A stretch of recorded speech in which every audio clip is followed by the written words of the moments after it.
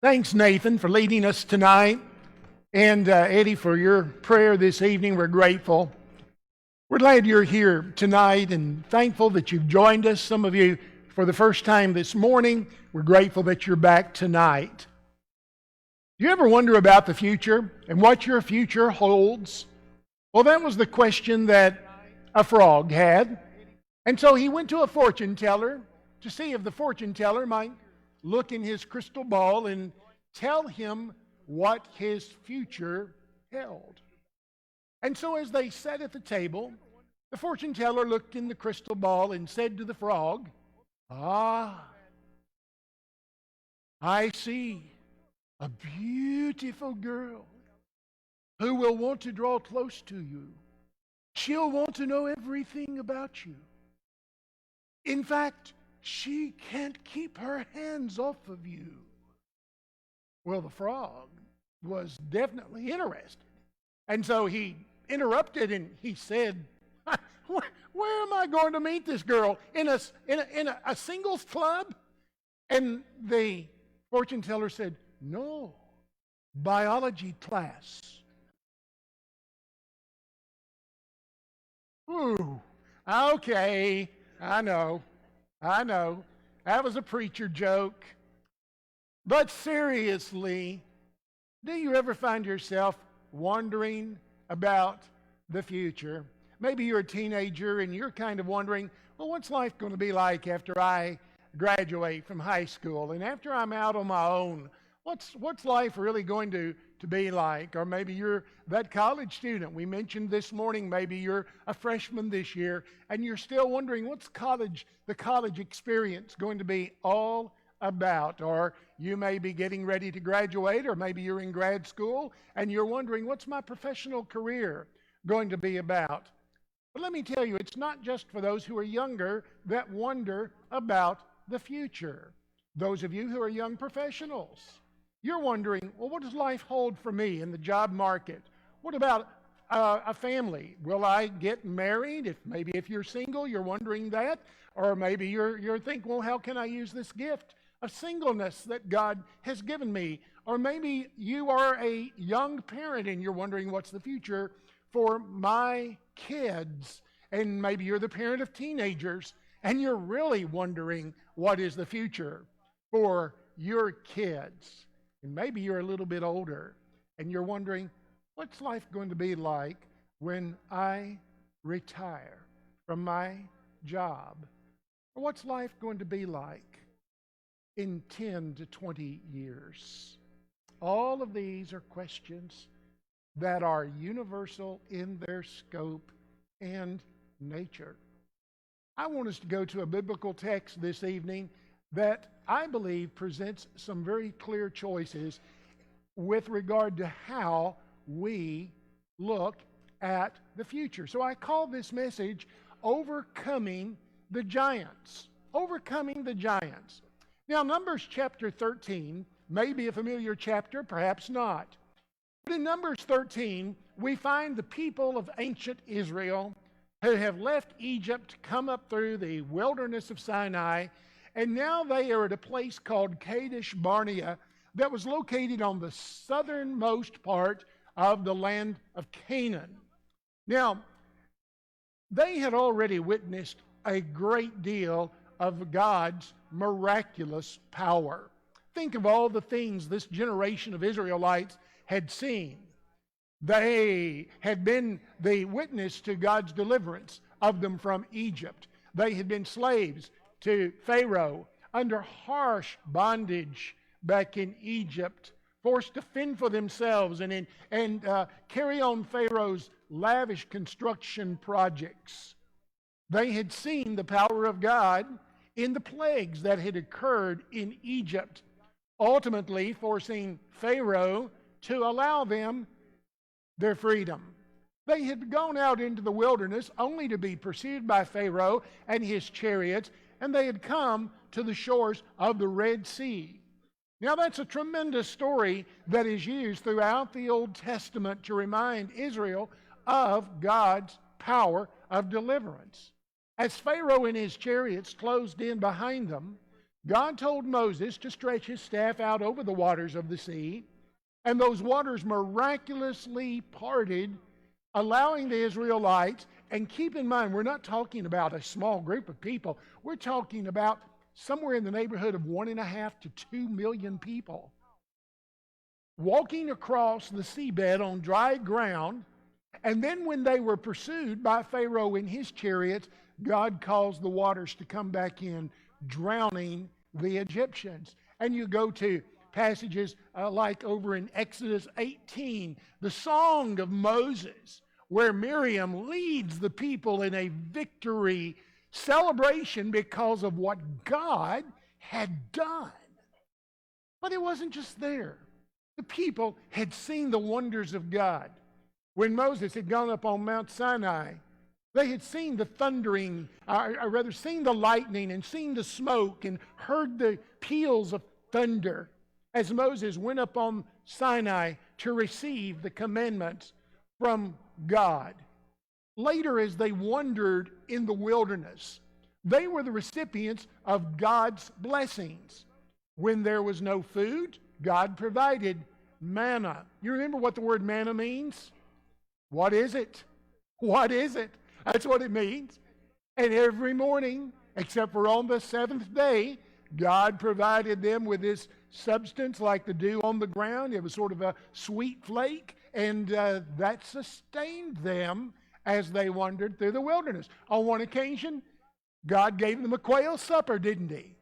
On a couple of occasions, God brought forth water to quench their parched mouths. So God had continually sustained Israel. If you want a good example of what God had done for Israel, go over to the 24th chapter of the book of Joshua.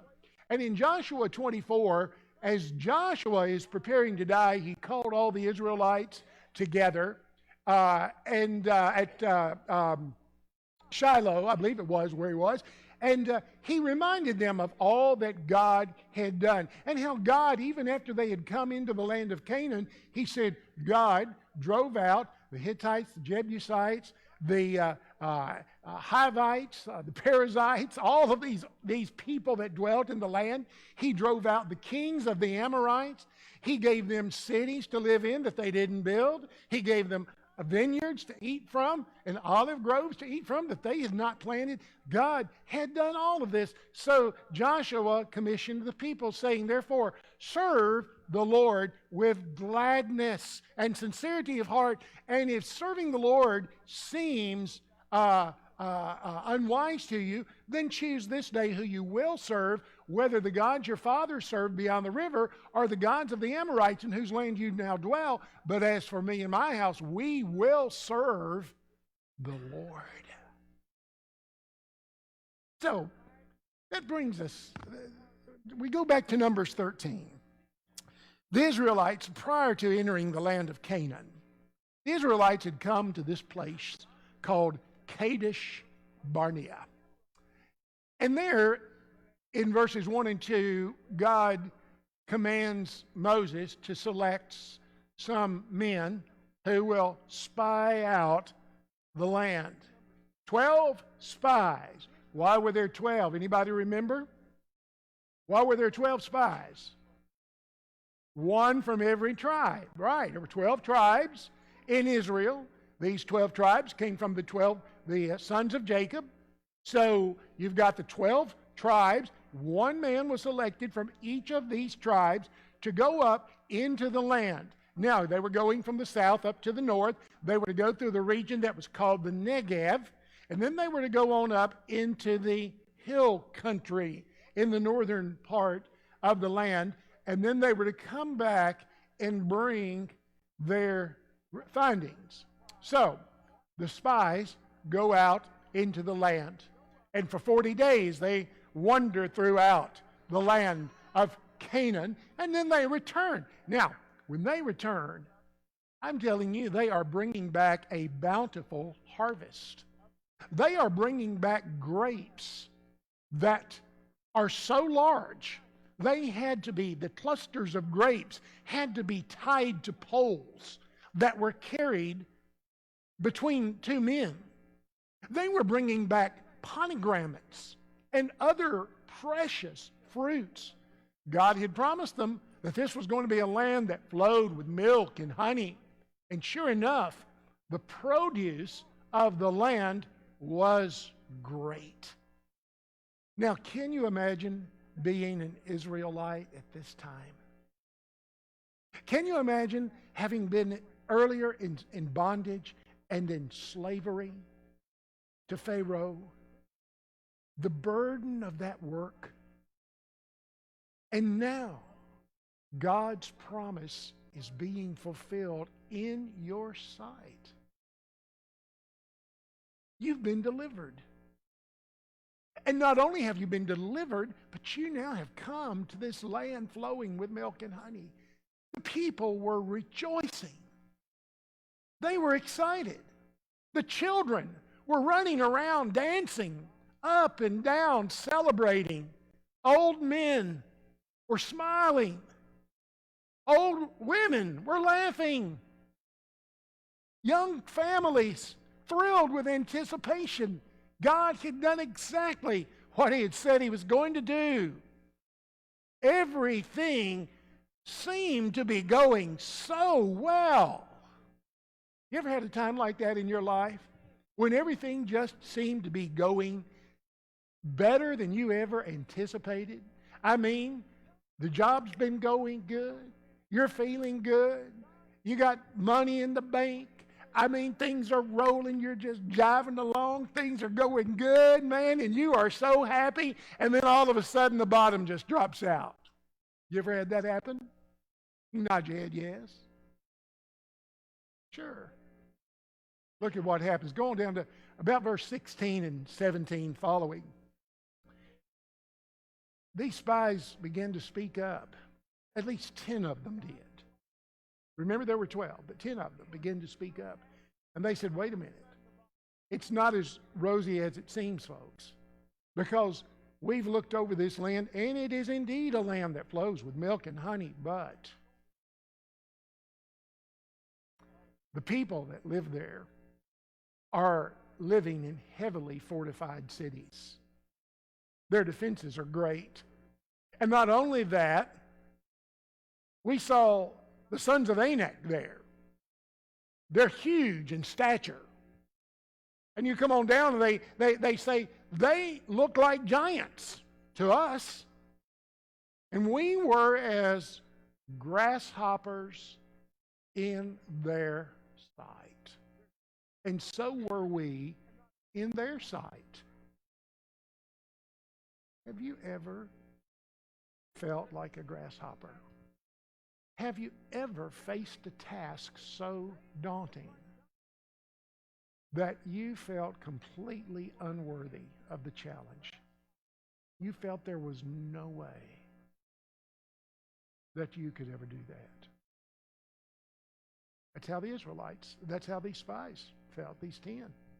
They brought back this negative report. They said, there's no way we can do this. Yes, it's a great land, but the people are too strong for us. Their defenses are too great. Their cities are heavily fortified with great walls. We cannot overcome them. So often Satan tries to defeat us by planting seeds of doubt in our mind. So often he tries to undermine our faith by creating doubt within our hearts. And he's always done this. Look at the Apostle Paul. Paul, chosen as God's messenger to the Gentiles, and yet what did Paul continually run up against as he went throughout his ministry?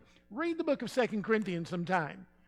There were people who constantly doubted Paul's apostleship. They constantly said, he's not really an apostle. He's just a false apostle. He is just pretending to be an apostle. They constantly doubted Paul's apostleship. And Paul had to defend himself. And sometimes we doubt our abilities. But look at what Paul says about what he had learned over in Philippians chapter 4. He said, I've learned to be content whatever the circumstance. I know how to be in need. I know how to be full. And whether I'm in need or whether I'm full, I can do all things through Christ who strengthens me. Philippians 4:13. Well, I want you to see two different groups of people in this lesson tonight. And the first one is what I call the misguided majority. The misguided majority. Look on into Numbers 14 briefly. Numbers chapter 14. These 10 spies stir up so much dissent among the Israelites that the people began to grumble and complain. And it doesn't take many people grumbling and complaining to dampen the spirits of everyone. They began saying things like, why have we been brought out here into the wilderness to die by Moses and Aaron? Why didn't they just leave us alone? Why? We would have been better if we had just stayed back in Egypt. Why didn't they just leave us alone? Now, a couple of things. First of all, notice what happened. The grumbling and complaining of a few people caused the entire country of Israel to begin grumbling and complaining. They were complaining in their tents at night, the text says. Isn't it amazing how sometimes a few people can influence a large crowd? I heard about this guy, speaking of frogs, this guy went to a restaurant one day, and he asked the owner of the restaurant, he said, hey, would you like to serve frog legs in your restaurant? They serve fish and other. And the guy said, well, yeah, I would, but I really have a hard time finding a supplier. And the man said, well, let me tell you, I've got a farm down the road, and I've got a pond, and I think there must be about 1 million frogs in that pond. Because at night, they are so loud, they keep me awake. And I'll be glad to supply you with all the frog legs you need. Well, the owner of the restaurant said, good deal, bring them and I'll buy them from you. A few days later, the guy shows up. He had 2 of the scrawniest frogs you've ever seen.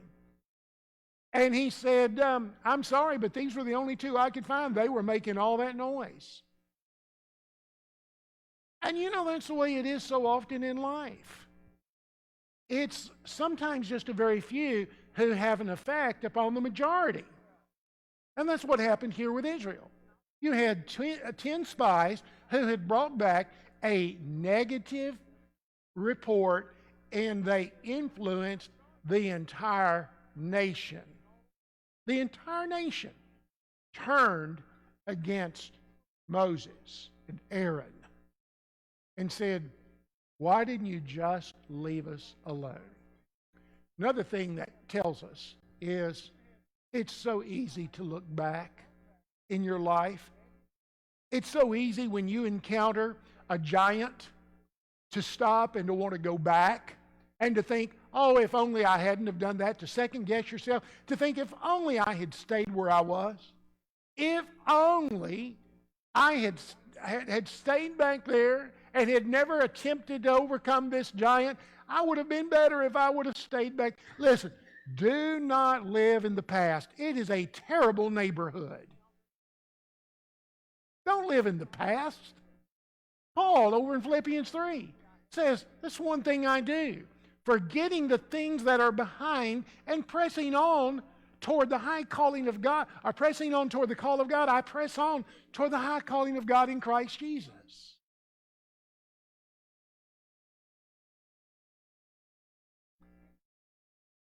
And third, remember this about the majority.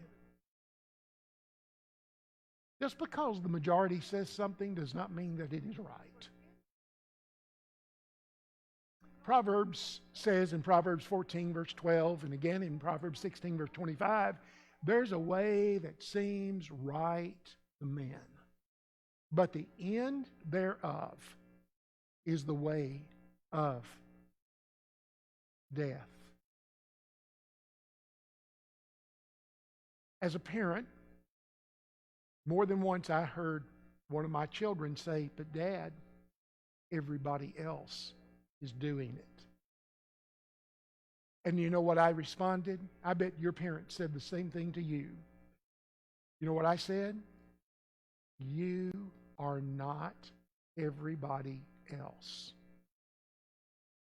And Christian, you are not everybody else. And just because the majority may be doing something does not give you that right to join in. There's pleasure in sin for a season, Hebrews 10:25. But majority does not mean that something is always right. Here, all the people of Israel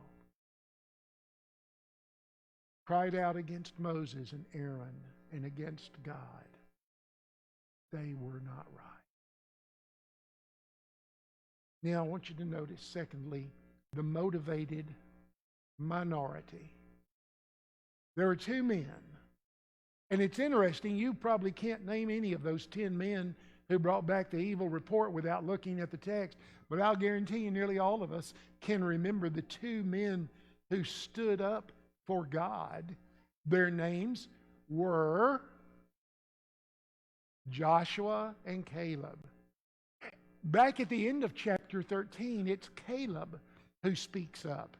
And Caleb says, "Let us go up at once and overcome it, for we are well able to do so." I love Caleb.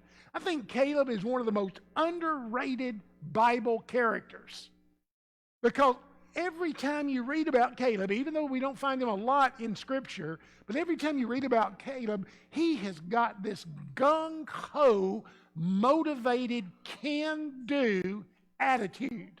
Here in Numbers 13, he says, "Let's just go up. We are well able to do this. Don't listen to them. Let's go." And later on, over in the book of Joshua, after Israel has come into the promised land, Caleb comes to Joshua and he says, "Listen, 40 years ago, I was there at Kadesh Barnea, and I was the one that said, 'Let's go up at once and possess it.' And now that we're here, I'm 80 years old, but I am still strong. Give me this land. Give me my inheritance." Caleb was a go-getter. He was a motivator. He was extraordinarily gifted. And even at the age of 80, he is like, "I am just as strong now as I was then. Give me my share of the inheritance." But now come over to Numbers 14, verses 6 through 9, and look at Joshua. Because I think Joshua really sets forth the parameters of this discussion. Joshua says, we are able to overcome this, to overcome these people. But here's how Joshua puts this. The context Joshua says, listen, God has told us He is going to give us this land. This is the real issue. This is the real issue. Are we going to believe God or not? God made a promise to Abraham that He would give Abraham's descendants that land. And Joshua says God has promised us that He will give us this land. Are we going to have faith, or are we going to have fear? Faith or fear? And I think you and I face that same choice in our lives. Are we going to have faith, or are we going to be led by fear? Do we have faith to step out when God calls us to live for Him? Do we have faith to step out when we're presented with an opportunity to serve, even when it is something that moves us outside of our comfort zone, do we have the faith to step out of that box, to step out of the four walls of the church building? And it may not be comfortable. Let me tell you, back in 1994, I had the opportunity to go to Ukraine. I'd never been to Ukraine. I'd been several other foreign countries, been down in the Caribbean on some trips, some mission trips. And they were to not resort islands, by the way. But I went to Ukraine, and I had to take a train. It was the first time I'd ever ridden on a train. We'd flown all the way from Boston to Copenhagen to Vienna, then on into Kyiv, Ukraine. And my friend David Robinson and I, when we got off the plane together, we just kind of looked at each other, and I remember David's words very well. He said, "I don't think we're in Kansas anymore, Toto." I mean, you could just tell this was going to be different. Well, we had a train. It was going to be an all-night train ride across the country to the eastern part of Ukraine, to the city of Donetsk, where I was going to be preaching for 2 weeks. And due to a mix-up in the tickets, I was put in a car, in a berth all by myself. Well, I say by myself, without any of the other members of our American group. I was in a berth with an elderly Ukrainian couple who looked at me like I had just stepped off a spaceship. I mean, their eyes were wide and big, and they said something to me in Russian, and I knew very little Russian except net. I didn't know what they were saying. Then they tried speaking in Dutch. I recognized a little bit of that, but I didn't know how to do that either. And I remember the old man looked at the old woman, and he just shook his head. And I laid on the top bunk in that berth, and I remember thinking that I felt the loneliest I'd ever felt in my life. I thought, what am I doing? Here I am a world away. I mean, I am on the opposite side of the world. From my wife, from my children. And what happens if this train has a wreck? And I don't know any Russian, very little Russian. What's going to happen? And I had no clue where the other members of our group, and there were only about 5 of us anyway, I had no clue where they were anyway. Well, you don't think that was out of my comfort zone? I was mighty relieved when about an hour later, one of our Ukrainian translators showed up at my door and said, I found a place where we can all be together. But what do you do when you are presented with an opportunity that causes you to have to step out of your comfort level and do something maybe you've never done before? Do you respond with faith or with fear? An interesting question. Back in 1804 through 1806, in fact, the expedition left in May of 1804 and didn't return until September of 1806. The Lewis and Clark expedition, led by Meriwether Lewis and Captain William Clark, embarked at the commission of President Thomas Jefferson to find a passage from the Mississippi River all the way to the Pacific Ocean. They launched out in total faith and obscurity. Well, there were no maps. They had no cell phones, obviously. They had no GPS. They had no idea where they were going. They thought, setting out around St. Louis, that they could follow the Missouri River all the way to the Rocky Mountains. They thought that once they had crossed the Rocky Mountains, they would encounter another river, which would then lead them to the Pacific Ocean, and it would be as simple as that. It wasn't. First of all, as they got closer to the mountains, they had to take their canoes out of the water and drag them over long distances, and their supplies. And then they had to drag those canoes and supplies over the mountains. And when they got to the other side, there was no river. They were required to carry those supplies again for long distances until finally they came to a river that we know today as the Snake River. They put in the Snake River, began traveling until finally they ran into the Columbia River, which eventually did lead them to the Pacific Ocean. But it took that expedition over 2 years. That was faith. That was setting out of their comfort zone. Now, Israel was unwilling to step out of their comfort zone. In the midst of their complaining, God said, I will have no part of this faithless generation. And because of your lack of faith, no one over the age of 20 will enter into the promised land. That entire faithless generation died during 40 years of wandering in the wilderness. And when you look at that wilderness track in your Bible, they were right there by the promised land the whole time.